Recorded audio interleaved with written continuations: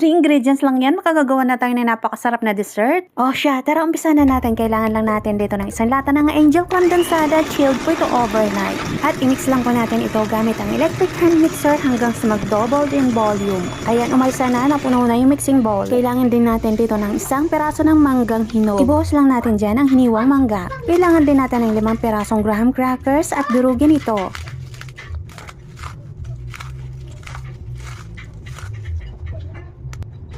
At i-mix po natin ito, cut and fold lang para hindi po bumagsak ang cream.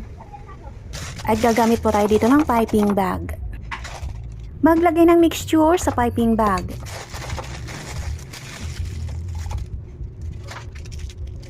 Lagyan ito ng popsicle sticks at buhulin or talian. Don't worry, hindi po yan basta-basta masisira ang piping bag. Makunat po yan, matibay.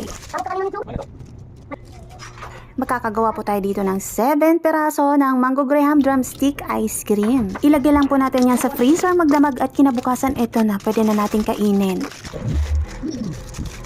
Tanggalin lang po natin ang piping bag at ipagulong-gulong po natin itong ice cream sa crushed graham. Ayan, parang drumstick talaga. Naglagay po talaga ako ng stick dyan para hindi mahirap kainin. Meron tayong hawakan. Napakasarap po nito, tamang-tama magpapasko. Meron na tayong pang dessert, napakadaling gawin.